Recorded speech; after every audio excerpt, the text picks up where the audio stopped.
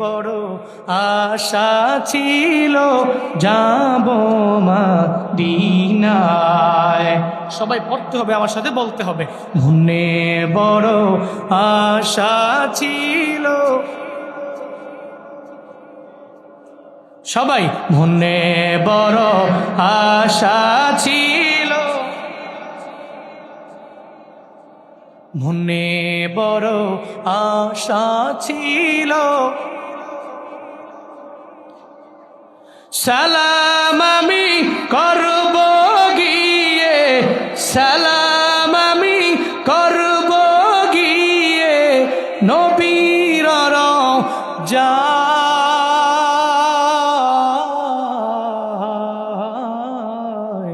মনে বড় আশা ছিল, মনে বড় আশা ছিল। পড়েন না, বলেন না একটু, মনে বড়।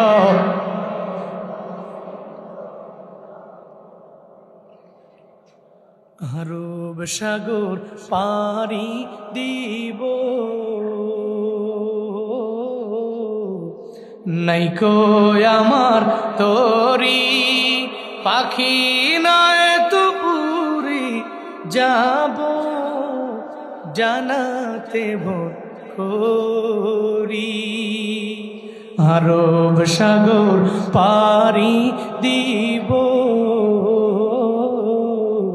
নাইকো আমার তোরি পাখি নয় তো উড়ে যাব জানাতে ভোর করি। আমার আশায় আছে সম্বল নাই, আশায় আছে সম্বল নাই, করি কি উপায়। মনে বড় আশা ছিল, বলেন না, মনে বড় আশা আছে, মনে বড় আশা ছিল যাব মদিনায়। আল্লাহ জীবনে একবার হলেও মদিনায় যাওয়ার মতো তৌফিক তুমি সব ভাইকে দান করো। উস্তুনি হান্নানা জানায়া দিল, পয়গম্বর আমি আপনারে দেখতে পাইনি, আপনার পিঠ মুবারক আমার দেহের মধ্যে লাগে না, এজন্য আমি বিরহের বেদনায় চোখের পানি ফেলায় কান্না করি।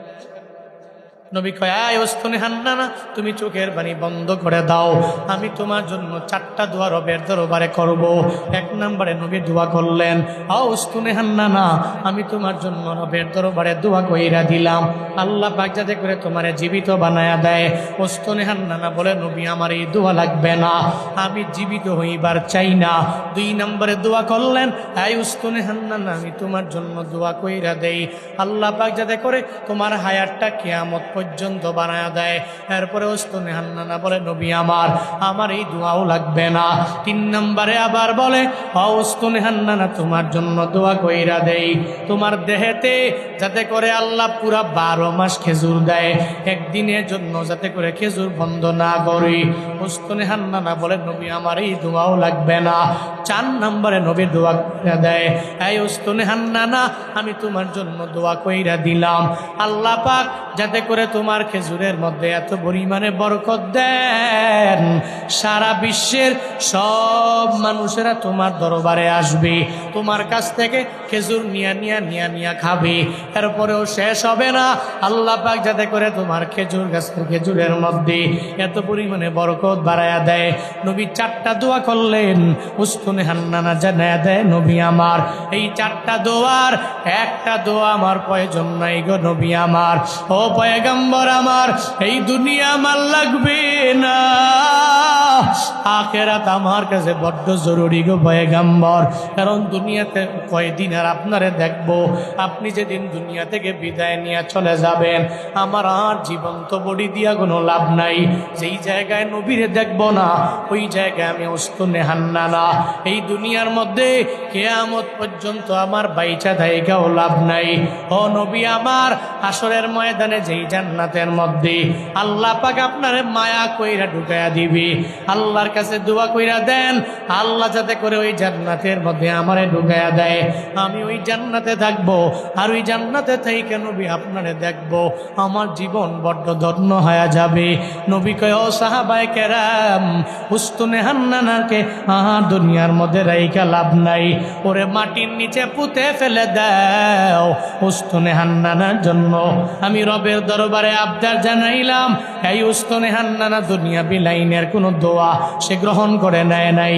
দুনিয়া লাগবে না, তার নাকি আখিরাত বড্ড জরুরি। আমি রবের দরবারে দোয়া কইরা দিলাম, হাসরের ময়দানে জান্নাতে, যেই জান্নাতের মধ্যে আল্লাহ আমারে নিবি, আল্লাহ পাক উস্তুনে হান্নানারে ওই জান্নাতের মধ্যে রাখবি।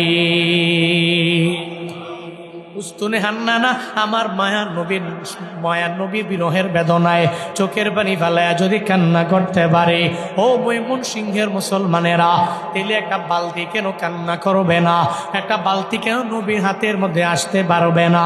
নবীর হাতে বালতি আসলো, এবার বালতি নবী ইহুদির হাতের মধ্যে দিয়া দেয়, আর বলে, ইহুদি ধরো বালতি তোমার হাতে দিয়া দিলাম, যেই বালতির জন্য তুমি আমার গালের মধ্যে থাপ্পড় লাগাইয়া দিলা, আমারে বিদায় দেও, আমি আমার বাড়িতে রওনা হয়ে যাব। ইহুদির মাথা বড় গরম, যে বালতি উঠে ফেললো, কোনো সাপোর্ট লাগে নাই, কোনো যন্ত্র লাগে নাই, অটোমেটিক এই বালতিটা কেমনে উঠাইল। এর মানে বোঝা গেল উনি তো সাধারণ কেউ না, উনি তো মনে হয় আমার রবের পয়গম্বর। ওনার সাথে আমি বেয়াদবি করে ফেললাম, আবার ওনার গাল মুবারকের মধ্যে থাপ্পড় লাগাইয়া দিলাম। আমি কাজটা ভালো করি নাই রে, আমি অন্যায় করলাম, আমি অপরাধ করে ফেললাম, আমি নিজের জানেম বানায় ফেললাম। এই চিন্তা যখন অন্তরের মধ্যে চলে আসলো ইহুদি সঙ্গে সঙ্গে কবজি থেকে হাতটাকে আলাদা করে জমিনে ফেলায়া দেয়। এবার যখন রক্তগুলো বের হয় আর জমিনের মধ্যে হাতটা লাফায়, পার্শ্ববর্তী দেশ থেকে যখন বণিকেরা ফাঁস দিয়া গমন করে যায়, বণিকেরা বলে, ইহুদি কে তোমার এই হাতটাকে ফালাইয়া দিল? বলে, কেউ ফালায় নাই, আমি তরবারি দিয়ে আঘাত করার মাধ্যমে ফালাইলাম। কেন রে ইহুদি? কয়, আমি আমার মায়ার নবীর সাথে বেয়াদবি করলাম, আমি তার গাল মুবারকের মধ্যে থাপ্পড় লাগাইয়া দিলাম, আমি অন্যায় করেছি, আমি অপরাধ করলাম। এখন তুমি হাতটাকে ফালায়া তুমি কি চাও? হ্যাঁ ইহুদি, আমাদেরকে জানায়া দাও। ইহুদি ডেকে বলে, ও বণিকেরা, আমার ওই নবীর সন্ধান দাও, ওই নবীর দরবারে আমি যাব, ক্ষমা নিয়ে আমার মৃত্যুবরণ করা লাগবে, আবার তার হাতে আমি কালেমা পড়ে মুসলমান হইবার চাই। বণিকেরা ডেকে বলেন, হ্যাঁ ইহুদি, অমুক জায়গায় গেলে আমার নবীরে বাবা, আমার নবীরে পাইতে হলে অমুক জায়গায় তোমার যাওয়া লাগবে। ইহুদি এবার হাতটাকে সঙ্গে করে লইয়া যখন মায়া নবীর দরবারে যায়, রহমাতুল্লিল আলামিনের দরবারে যাওয়ার পরে মায়ার নবী দেখে ইহুদি আবার হাতটাকে কাটা, পরিপূর্ণ হাতটাকে কবজি থেকে আলাদা কইরা যখন নবীর সামনে আসলো, এবার মায়ার নবী বলে, ইহুদি কেন হাতটা তোমার কে কেটে ফেললো? আবার রক্তগুলো কেন বের হয়ে যায়? আমায় বলো না, কে তোমার এমন অবস্থা করলো? ইহুদি কয়ে, নবী গো, আমার হাতটা কেউ কাটে নাই, বরং নিজের হাতটাকে আমি নিজে কেটে ফেললাম, উপায় গাল মুবারকের মধ্যে আমি থাপ্পড় লাগাইয়া দিলাম, আমি অন্যায় করলাম, আমি অপরাধ করলাম, আমার মতো অপরাধী দুনিয়ার মধ্যে কেউ নাই। এবার নবী কয়, এখন তুমি কেন আসলা আমারে জানায়া দাও। ইহুদি ডেকে বলে, ও নবী আমার, আমারে যদি ক্ষমা কইরা দেন, আমি আপনার দরবারে আসলাম একটু ক্ষমা নেওয়ার জন্য। নবী ডেকে বলে, রে ইহুদি, যদি আমার দরবার থেকে ক্ষমা চাও তাহলে কালেমা পড়ে মুসলমান হওয়া লাগবে, যদি কালেমা পড়তে পারো আমি তোমারে পরিপূর্ণ ক্ষমা করে দিব। ইহুদি মনে মনে চিন্তা করে, আমি তো কালেমা পড়ার জন্যই তো আসলাম রে, এখন তো এমনিতেই কালেমা আমি পড়ে নিব। যেহেতু নবী শর্ত দিয়া দিল, আমিও একটা শর্ত বসায়া দিলাম, নবী গো আমি কালেমা পড়ে মুসলমান হয়ে যাব, একটা শর্তে, যদি আমার হাতটাকে কবজি থেকে আমি আলাদা করলাম, যদি আপনি লাগাইয়া দিতে পারেন, তাহলে আপনার হাতে কালেমা পড়ে আমি মুসলমান হয়ে যাব। আমার মায়া নবী কয়, ইহুদিরে চিন্তা নয়, টেনশন করবা না, আমি নবীর লালা মুবারক আছে, আল্লাহ পাকে লালা মুবারকের মধ্যে এত পরিমাণে বরকত বাড়াইয়া দিল। ও ইহুদি দাঁড়াও, তোমার এই হাতটা আলাদা হয়ে গেল, এটা লাগাইয়া দিলে তুমি এর পরে কালেমা পড়ে মুসলমান হইবা। আমার নবী জানায়া দেয়, ও ইহুদি হাতটা তুমি আমার হাতে দাও। আল্লাহর পক্ষ থেকে আমার মাওলা আমার নবীর লালা মুবারকের মধ্যে এমন পরিমাণে মেডিসিন দিয়ে দিলেন, নবী লালা মুবারক হাতের মধ্যে নিয়া যখন ওই ইহুদি হাতটাকে কবজির মধ্যে লাগায়া একটু লালা লাগায়া দেয়, ইহুদি জানায়া দেয়, নবী গো আমার হাতটা তো জোড়া লেগে গেল, শুধু জোড়া লাগে নাই, বরং এমন হয়ে গেছে, আগে আমার শক্তি ছিল যেমন, এখন হয়ে গেছে আরো ডাবল। বন্দারে সব আমার নবীর আদর্শের দ্বারা সম্ভব হয়ে যায়। ইহুদি কয়, নবী গো আমার হাতটা যেহেতু ভালো হয়ে গেল, আর দেরি করা যাবে না, আমারে পড়ে দেন লা ইলাহা ইল্লাল্লাহ মুহাম্মাদুর রাসূলুল্লাহ। সঙ্গে সঙ্গে ইহুদি কালেমা পড়ে মুসলমান হয়ে গেল। কেমনে? নবীর আদর্শ। নবীরে থাপ্পড় মারলো গালে, নবী বলল হাতে ব্যথা পাইছো কিনা বলো।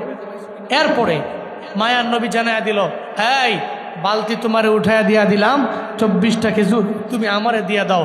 নবী যদি ওই সময় বলতেন, পাওয়ার আছে আমার আবু বকর আছে, ওমর আছে, ওসমান আছে, তোর 14 গোষ্ঠী সুদ্ধা বাড়ি থেকে তুললাম, আমার মসজিদে নববীর পাশে নিয়ে যাবো, জীবনেও কোনোদিন ইহুদি নবীর হাতে কালেমা পড়ে মুসলমান হইতো না।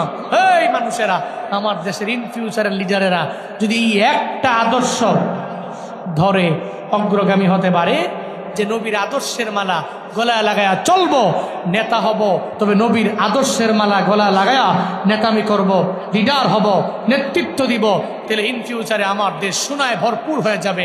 আমি আল্লাহর কাছে আবদার করি, আল্লাহ আমার দেশে তুমি এমন কিছু নেতা তৈরি করে দিও, এমন কিছু লিডার দিও, যারা আবু বকরের মতো হবে, যারা ওমর রাদিয়াল্লাহু আনহুর মতো হবে, যারা ওসমান রাদিয়াল্লাহু আনহুর মতো হবে, যারা আলী রাদিয়াল্লাহু আনহু এদের মতো হবে। আল্লাহ এমন একটা লিডার তুমি আমাদেরকে দিও, এমন একটা নেতা তুমি আমারে দিও, যার ভিতরে কোনো দুর্নীতি নাই, যে জুলুম করবে না, যে নির্যাতন করবে না, যে দ্রব্যাদির দামগুলো ইচ্ছা মতো বাড়াইয়া দিবে না, যে নিজের অ্যাকাউন্টের কথা চিন্তা না কইরা মানুষের পকেটের কথা চিন্তা করবে, এমন লিডার, এমন এক নেতা দেইখা এরপরে তুমি আমাদেরকে মরণ দিও। সকলেই পড়ি আমিন। আরো জোরে পড়ে না আমিন? আর একটু আওয়াজ করে চিল্লায় পড়ে না আমিন? চলার পথে নবীর আদর্শে নিজের আদর্শবান বানাবেন। আল্লাহ আমাদের সবাইকে নবীর আদর্শে আদর্শবান হওয়ার মতো তৌফিক সবাইকে দান করেন। সকলেই পড়ি আমিন।